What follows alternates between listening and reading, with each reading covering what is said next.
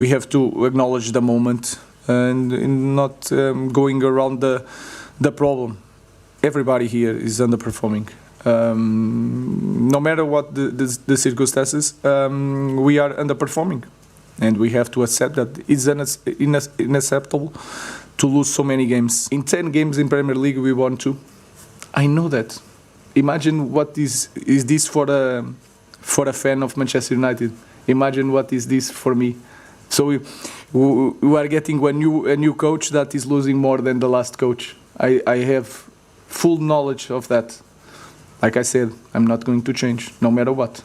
And I know we can succeed, but we need to survive this moment because I'm not naive. And I know that we need to survive now. So we are being the worst team, maybe, in history of Manchester United. I know that you want headlines, but I'm saying that because we have to acknowledge that and to change that. So here you go, your headlines. The unthinkable did happen for Manchester United again. 4 defeats in 5 home games, and the goals they gave away in the second half. Dreadful. Just dreadful, honestly. I mean, we saw it against Southampton where they were brilliant and probably deserved something from the game. But they're just too easy to play through. You see Iori just glides through the midfield. Look, no pressure on the ball. Minte there, and Mitoma at the back post. You know, there's so many good players in this Brighton side, and it hurts you if you don't defend properly. You see Mazraoui highlighted at the back post. He's ball watching. He's got to know Mitoma's going to come in behind him. You know, he's got to be there. Look, he tries his hardest because the ball's so good. I'm not sure Onana can get there. But Mitoma does amazing at the back. Do you not think Onana could do better there, though? Maybe. Sometimes I think the ball is so good. If it's so good, the keeper doesn't think I can get there. But defensively, goalkeeper, they struggle to score goals. United have so many issues, it's crazy. I'm talking of Onana. He had a horrible moment for Brighton's third. Yeah, I mean, it's individual mistakes, isn't it? Individual errors, especially at this level. You know, you make mistakes like this, you're going to get punished. But throughout the game, I mean, Brighton deserved to win the game anyway. United one shot. But you see here, you know, it's not even hard, is it, really? But look, Jay, even they're late to everything. Everybody's late. Okay, it's a mistake from Onana, you know, and false Ruta, but everybody's late to everything. Even Amorim said that against Southampton, didn't he? He said, you know, you're late into the press. It's reactive, isn't it? Like, Ruta's obviously the first one to react there. You know, any spillage, and then, you know, but it's a bad mistake. And today, Owen, Manchester United at home in the Premier League, 1 shot on target. Steve, they never look like scoring. You know, they scored from a penalty. That was it. You know, Brighton had 1 disallowed, scored 3, probably had numerous chances outside of that. But, I mean, you see the graphic there, the last 6 results. Everybody's given United trouble.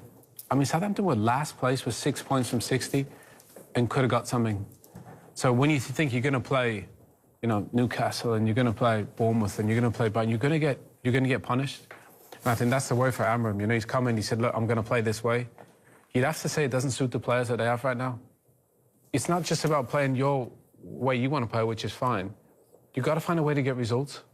That's it. And they're not doing. 11 points he's got from a possible 33 since walking through the door. If you're conceding goals, though, but if you don't like scoring, there's got to be a problem. Apart from, I think his first game against Ipswich, I think it was the Rashford goal, the first one. They could have lost that game and all. Yeah, but even that, you look at it, you think, OK, you can sort of see the patterns, what he's trying to do, and you think, OK, but apart from that, really, you just can't see what they do in terms of in possession.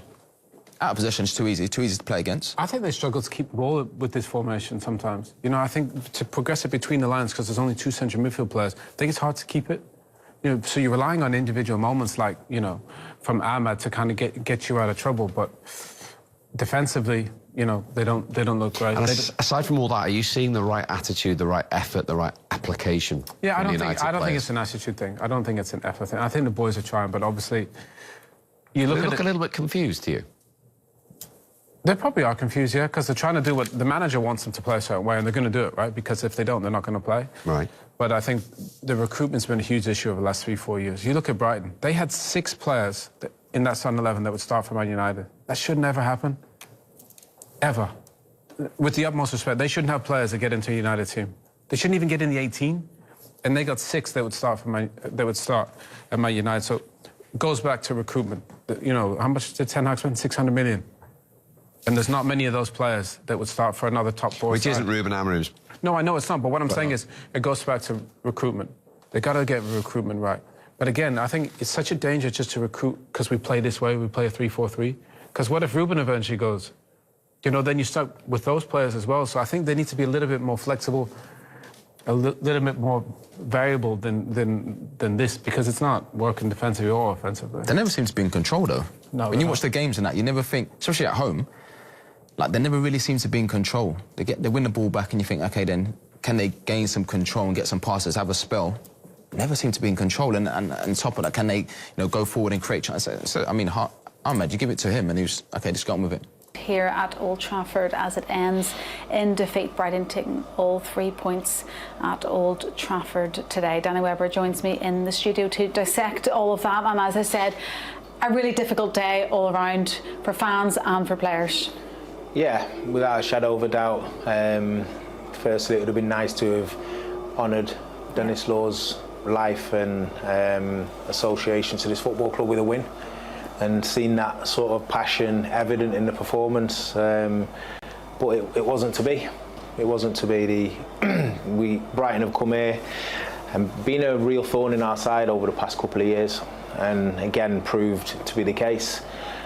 Without being exceptional, I'd say Brighton haven't been exceptional today. They've just been efficient. They got the job done, and we've made errors which they've punished us for. You can see it written all over the players' faces there, can't you? The disappointment, because it's been an emotional couple of weeks for the players. Some big games they've played, some great performances put in, but you can see it on their faces there how disappointed they are. Yeah, and Ruben made a point after Liverpool game where he said, I'm angry because this is the level of performance that I know they can basically give, and that's not what I've been getting. And it's emotional because you have the high of Liverpool, the high of Arsenal, and in between that you've got the lows and the performances that we want to see better. So the consistency, your Liverpool and your Arsenal game is your standard, and of course they're top opposition, but we've got to do it against clubs like Brighton and Southampton and so on, and have that level of consistency. And I think that's the biggest task that this squad of players stroke Ruben have got to get hold of, really. That seems to have been the story since Ruben has come in. We can perform against the top teams, not so much against the lesser teams. What do you put that down to? It's mentality. It is. It's mentality, and you can say that, do the players have the mentality? But yes, they do have the mentality. But you have to deliver it every single game, because you see it, then it makes you feel excited as a fan. It makes you feel like, okay, we're going somewhere, and then it's not the same. But that's only application. That's endeavour. And that's being streetwise on the pitch and doing your jobs as well as you can. And I think that is the frustration, is that you're not looking at a bunch of players who can't deliver top level performances. They can, and we've seen them do it, and it's just the consistency, which is, in my opinion, mentality. You'd said at half-time that Brighton, they started better than us, and then we got into the game. What did you notice different in the second half then? I just felt that Brighton were the most consistent throughout. They started the second half in the same way they started the first. They came out of the blocks. The first and most second balls. So when the first ball's gone up and the ball drops down, they're on it before everybody. We're taking a touch, they're nicking it off our toes. And it's little details as to, it's disappointing. If you're the person who has the ball and someone nicks it off your toe, that's a moment of disappointment you've got to deal with. And if that's happening across the pitch, then you're losing all the tiny little micro battles that make your performance good. And they were winning those. Obviously they get their goal, Nana makes a mistake which just hands them another goal, and then you're in a position where you can't come back. There's experience in the Brighton team now, enough experience, not like, with all respect to Southampton, that team. Yeah. That team's 6 points, bottom of the Premier League, and really struggling. The Brighton team are, they may not be in the top 6, but there's enough experience to see out a game when they go 3-1 up at Old Trafford. And they've done it 3 times consecutively, which is the unfortunate thing for us, because they know how to win here then. 100%. And that feeling's familiar to them, and something that we really have to do as a culture, as a football club, is change it so that Old Trafford isn't a place people think they can get anything from. Yeah. And if they walk away with a draw, they're absolutely delighted. But there's too many people coming here in recent years and taking points off us, which isn't the standard of Manchester United. This afternoon at Old Trafford, you must be delighted with the result and the performance.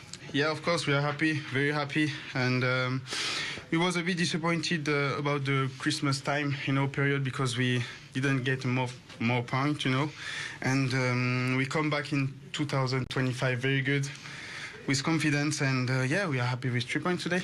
The last team that won here at Old Trafford 3 in a row is Man City. What a team and what a club. What is it about the stadium that makes you, as they're waiting to give you the edge, you look very comfortable here against United? But depend of player, me, it's like, it's a good ground, good fans here. It's hard to play here, and but today I think we stay very, very calm today, I think, confident, and just for why, sometimes we don't have to be stressful, and play our football, so today was okay. Andre Onana, which left the simplest of tap-ins for Jorginho Rutter, kind of summed up a little bit United's day on the pitch. Here in Matchday Review, we'll attempt to unravel what's just happened and bring you some reaction from the dressing room as well, see what our manager, or head coach, shall I say, Ruben Amorim, thought of that performance and the result, which leaves us in 13th place in the Premier League. So hell of a lot of work to do. Danny Simpson alongside me. We've got Danny Webber up in the studio with Helen. We'll go to them shortly. Your reaction, though, Simo, to that defeat? Yeah, I think it's disappointing, but then at the same time, at home recently we've not been great. Southampton the other day we weren't great, but obviously Ahmad got us an hat-trick and pulled us out the bag. Brighton are obviously a way better team than Southampton, and they're organised, got some great players.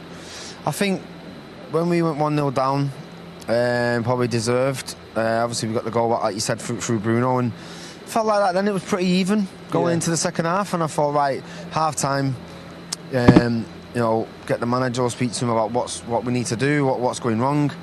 But in the second half, we just didn't get going at all. I thought the disallowed goal was gonna like spark something into the group. And it between Mazraoui and Onana. Can you stop the cross? It was a great goal from them, to be fair. Great cross, great goal. Mitoma at that far post just got a toe to it. Got a toe before Mazraoui, and then obviously then the mistake from Onana, which we all were all there to see. And sometimes you players make mistakes. What can you do? And when you're the goalkeeper making a mistake, it invariably ends up in a goal, doesn't it? Yeah, more often than not. And the lads look like they were looking at each other as if then we're all looking as fans or as pundits saying, what have we got up top to try and get back into the game? And we didn't have much up there, which is unfortunate. We brought Højlund on, and we just never looked like a goal threat going into the second half. Just didn't get going, and eventually Brighton deserved to win. Yeah, and it's another game where we conceded the first goal. They say the first goal is so important.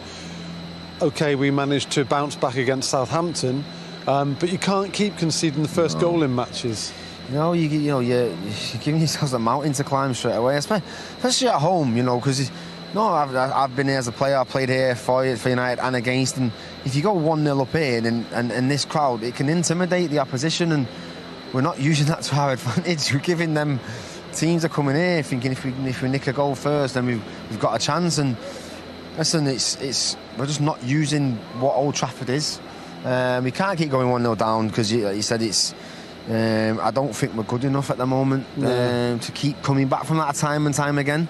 So it's something that needs to be addressed, whether it's concentration or what, I don't know. I suppose to start with your thoughts on what happened over that 90 minutes, please, Ruben. Yeah, it's more the same. We suffer goals early in the game, and then everything is twice is hard to manage. We try to have possession, to control the ball, but then the players feel they're anxious. They're always controlling the passes, no putting the ball between the lines, really nervous in every touch that they do. We managed to score, to create some momentum, but then after half time, with the second goal and then the third goal, they killed the game. Is more or less what happened in the last games at home, and this is not acceptable. No matter the time training that you have to acknowledge that we are in Manchester United, and losing so many games at home is not acceptable. Is that the biggest change that you've got to make? Is the mentality, the confidence, the bravery almost to be able to play those passes between the lines ahead of the play, to keep things moving? We need to win games. No matter what, we need to win games and then pass to that phase. To tell you the truth is that we are putting one idea and then we are losing games. So everything is really hard, because if you don't win games, sometimes you cannot believe in the way we play. It's harder. So we have to continue to do what we are doing, but we need to win games to help us to sell the idea to the players. Is it helpful to have another game coming on Thursday so you can fix things? No, I think we need training to fix things, but it's another opportunity to win games, and in this moment is the most important thing. Ruben, thank you. Thank you.